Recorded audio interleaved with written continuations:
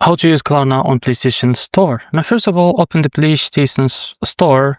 Now, you can open the PlayStation console, open the PlayStation Store from the main menu. Now, browse and select your game or item. So, search for the game, DLC, or other content you want to buy, like FC25, for example. Add it to your cart once you have made your choice. After that, you go to checkout. So, once you have ready to purchase, go to your cart and select the proceed to checkout. After that, choose Klarna as a payment method. So at the checkout, select Klarna as your payment method. If Klarna isn't shows up, make sure you are in region where it's supported. Now you can choose your payment plan. So Klarna will offer you flexible payment options like pay later up to 30 days, pay in 3 or 4 installments spread over time. Now after that, confirm your payment. So Klarna will show you your payment plan and the total amount. Now confirm your payment and the purchase will be proceed.